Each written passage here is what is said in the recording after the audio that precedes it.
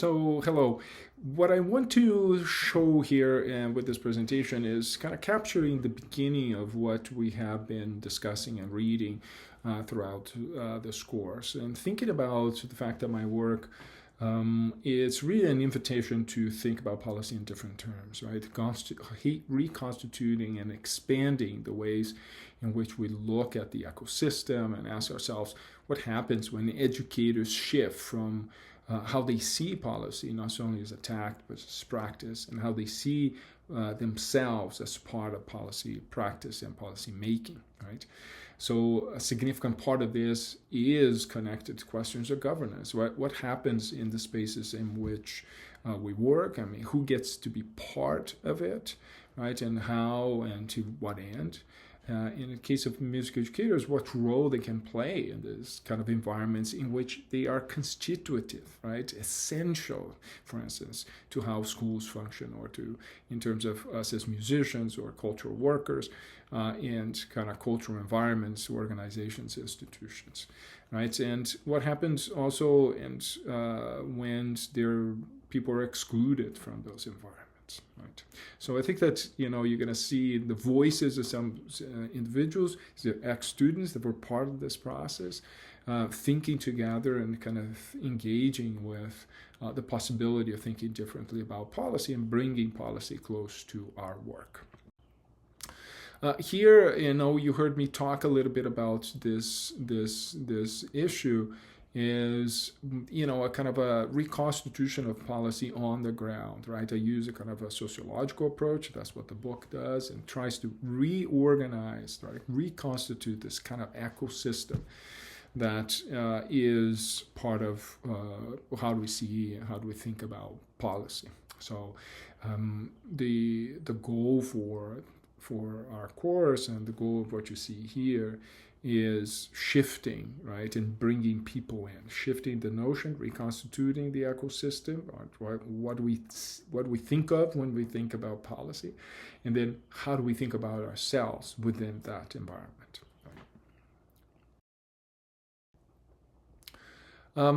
A big part of what I think it is significant, and the work that I have been doing for the last 15 years, and kind of multiple articles and chapters. You can, Google that and see all the aspects and all the areas in which I have worked with policy and music. But a big part of this is that there is in the profession, the music education profession, two kind of overriding discourses. First, a sense of the unique practitioner, right, within a selective artistic space, and the second, somehow derived from the force, that advocacy that's kind of should be done from a distance, or music is significant because, right. I think that these positions fail to advance music education and music in any kind of environment as a more intrinsic, serious, intersectional aspect of the work that cultural workers and educators do in any way, in any space. And they pull us away from the capacity to actually build a kind of a sense of professional action, right, that takes attention and puts attention more and beyond the notion of content and pedagogy, but that really places us as the center, or more at the center, as a grassroots environment, right, that is often undervalued by professional organizations in the field. So the question that I really want to ask all of you, and that's going to be part of this course for sure, is: could a stronger professional disposition toward the micropolitics, what happens in the local, right, at the ground level of organizing, facilitate the conditions for a more critical, equitable, diverse, and change-oriented education and artistic practices? Right. One of the things, for instance, in higher ed, is always surprising to me is how higher education structures for schools of music are very specific, very bound to tradition, very narrow oftentimes, and yet people that graduate and are out in the field are having to be really, really creative.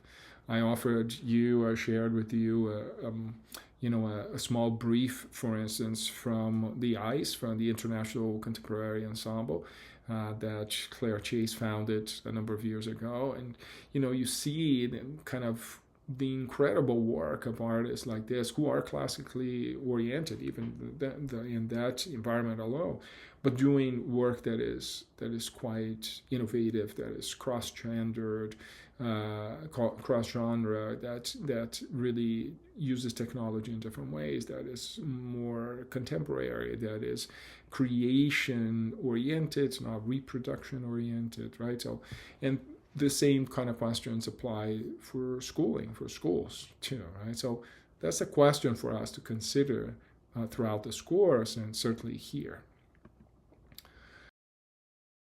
Well, I think it is important to talk about that when I'm talking about policy, I'm not just talking about management, right, or rulemaking. I'm not simply talking about policy text or rules or legislation. And I'm not just talking about becoming more literate about policy, what it is, and how we can impact the lives of cultural workers and educators, like teachers in schools. I think that what is important is that what counts as policy, if it is delimited by the things that are outside, right, from externalities, then we end up naturalizing as anything that teachers do, right? Anything that is kind of discursive, pedagogical, governance, and personal action by teachers as not policy, right? And that's really what I think it is problematic and wrong, and is what I'm interested in changing, right? Is how do we do this really differently? How do we engage with this process in a different way? So I am interested in teachers claiming policy, right? So that they are able to bring this idea of policy to bear in their work. I have talked about that in previous work, in previous books, thinking about the grammar. What does it mean? How do we make sense of policy, right? To think that change, think of it differently. And how we claim, policy as a kind of an interpretive and creative practice, right? How do we get things done? How do we get things changed? How do we enter in coalition? How do we network? How do we are creative? How we're collaborative, right? So this is what I'm interested in. And of course, part of that is being able to hear the other, right? Is understand different standpoints and to kind of work together to find solutions and changes, right? And strengthening kind of a sense of disposition toward collaborative and participatory. That's really key for me in terms of what policy means. That's a central aspect for my work with that. And so, as I mentioned before, in fact, I'm interested in this intersection between policy know-how, content know-how, and pedagogical know-how. And I'm going to continue to talk about this. I already have a video with the models that delineate this a little bit. But I'm interested in how we as educators, as cultural workers, can do community-oriented work, meaning we can pay attention to the work that best serves the community in which we work. Right, and so in schools, the communities in schools, so not just some curriculum from nowhere, so not just some tradition that gets applied and used anywhere, right? And this requires this kind of intersectional work, right? From policy, from framing, from geography awareness, meaning context awareness, and then a sense of activism as well. And every time these things interact, if you can look at the small lines, something else happens as well. Will facilitate other elements, right? And the activism and geography, there's this, what emerges of that is a better sense of accountability, right? Between policy and framing is this kind of informed autonomy that emerges, right? So you see this kind of variances happening because we're thinking in more. So here we want to look at people that have worked through this course and that produced the kind of projects that similar to what you're going to do.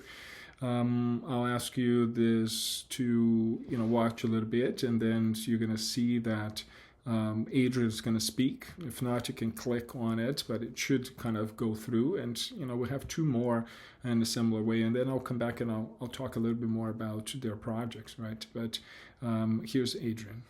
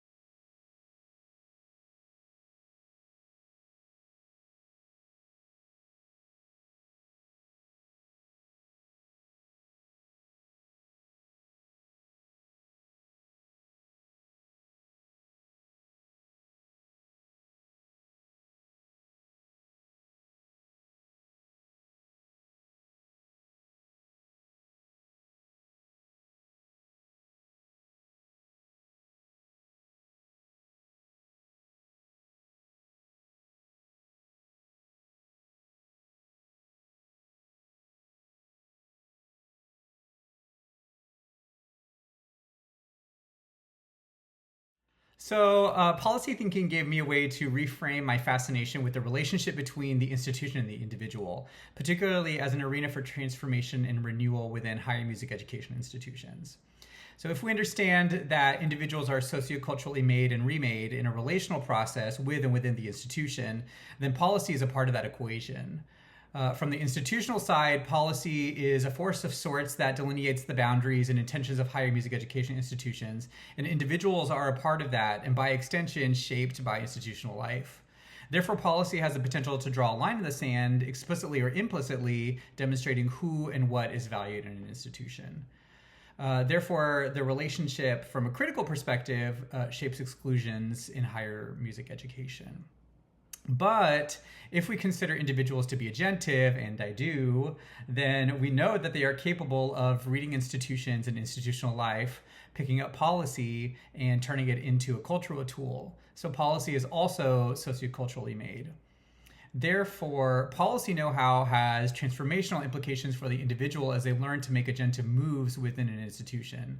That is, they learn to see themselves differently as they learn to act differently.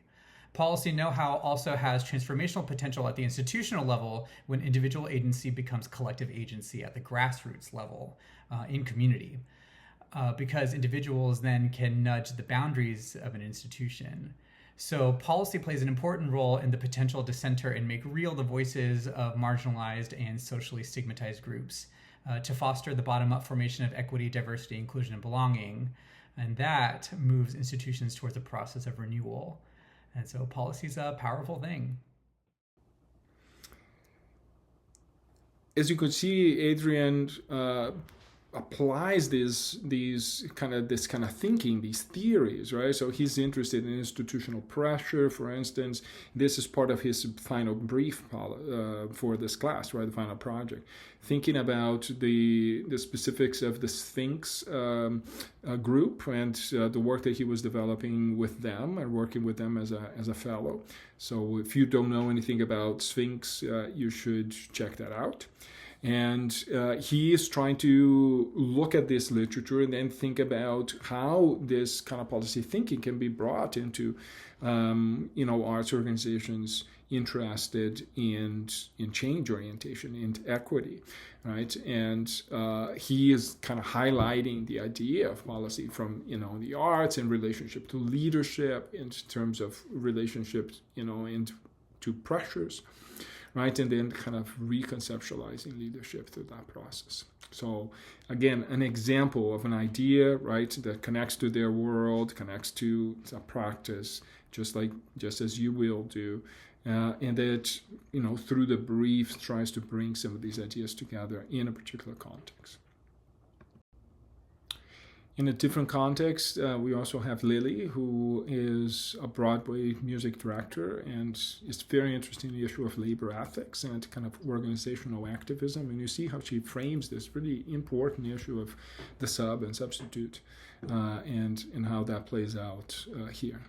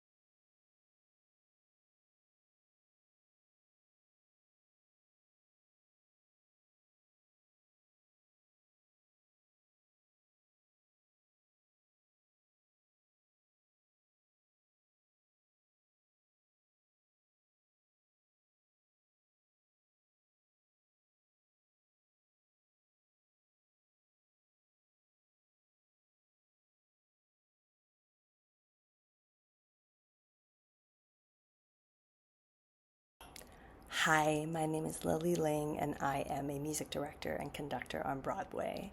I'm very interested in the de facto policies and also the systems or the lack of systems that govern the lives of substitute pit musicians. These are freelance musicians in a very transient industry.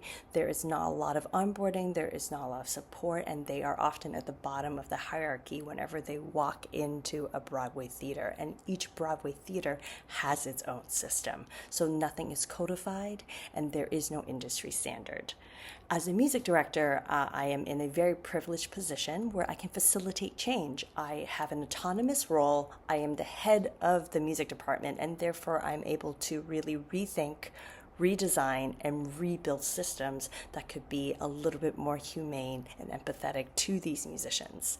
In terms of policy framing, I was very much influenced by grassroots policy, by coalition building, by Michael Lipsky's street-level bureaucrats, and most importantly by John Kingdon's policy streams, where he speaks about the problem, the policy, and the political streams, and how they lead to a policy window.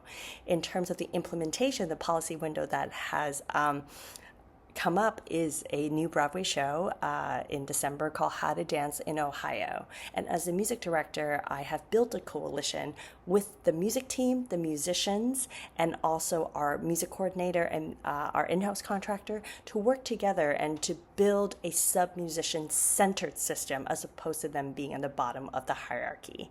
I think that music directors are not only conductors and leaders, but they are also educators and most importantly, policymakers. And I'm hoping that this project and this process will be able to make systematic changes in the industry. So Lily starts with these questions, who should make a change, who is responsible and who can't, right? And she felt that she was a player in this and that, no pun intended, and could really facilitate something here. So she made an analysis of, the idea of the sub-musician ecosystem. And as you can see, the sub-musician is on the bottom of this and often exploited. And if you understand anything about how Broadway worked and the amount of labor and the necessity to sub, right, because of, 8 shows a week, that's a critical part of this process. So she thought through, the issue. This is the show. That's what she wanted to try to do. She, thought through this kind of framework of policy, right? And the kind of questions of the streams and how they can come together differently and design a different system, right? Now with the sub at the center of this process. Trying to shift and think differently about practice. So a very, a policy way of thinking to kind of redress a very important issue, central issue to that practice, and at the same time having, equitable consequences. And finally, Michaela, who is a choral director in Denver and has a really wonderful way of connecting specific ideas to big picture policy.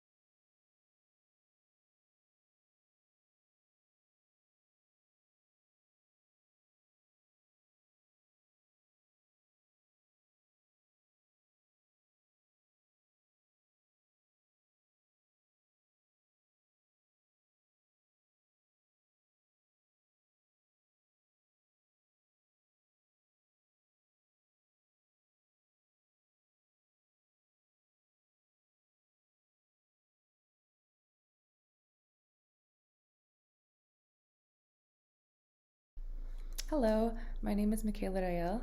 I'm a vocal music director from the Denver metro area, currently teaching middle school. The policy issue that I want to explore is the role of educator sustainability as it pertains to educational equity. In both my research and my experience, I have noticed that there is a consistent emphasis on educator output rather than systemic input into educator success. In part of the greater discussion of confronting the opportunity gap, I think that there is a critical need for us to identify sources of unsustainability within the professional ecosystem that we are creating for teachers. So in order to explore this idea, I chose to look at educator sustainability through the lens of choice enrollment, or school choice.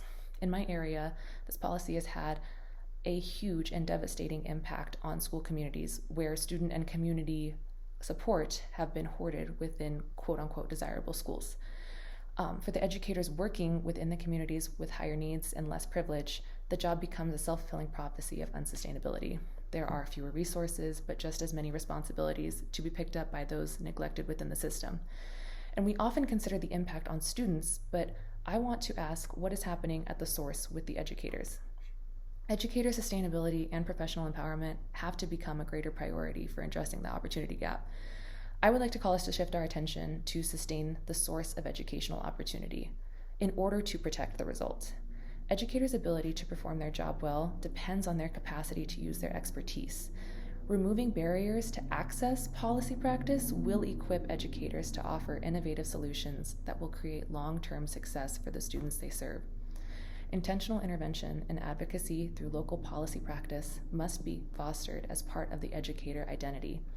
Teacher preparation programs can utilize this framework to build strategic resistance to educational inequity. So Michaela starts from this idea of the ecosystem, right, and what's happening in that ecosystem. Try to make sense of the ecosystem, right, in relationship to choice enrollment, and then she pays attention to everything that is not happening there, right? What are the kinds of things that should be functioning and they are not? And she tries to outline through that and kind of a connection to policy practice and how this could be done differently. So I hope that you see that these kinds of things can function in many, many other spaces, right? Education for the arts has been doing this, kind of thinking about in relationship to policy differently. We have major research across the global research in music education that's starting to think about this. I have asked you to think about Teach Plus and the kind of question of teacher and educator leadership, right? There's many, many, many, many examples of how people are thinking through this lens of policy to create really innovative programming, to kind of challenge particular ways of doing things, to foster equity, diversity, to engage in artistic cultural production that is meaningful, that relates to context, and that has an impact, right? And I hope that as you think about your projects and as you start to read all this, right, as we have been doing for these now 2 weeks, that you see that this is and can be really impactful, right? And that's the goal here. That's the idea. So to me, the kind of essential here is that we think of ourselves as policy practitioners as in a kind of a wide awake organizing. It's kind of how do we come together into this? How do we see ourselves as individuals who can make a contribution, right? I think that this idea of governance is connected. Is the sense of participatory dialogue, organizing, and share through kind of a sense of policy practice. It matters, and it can have a significant impact on the environments in which we work. Thank you.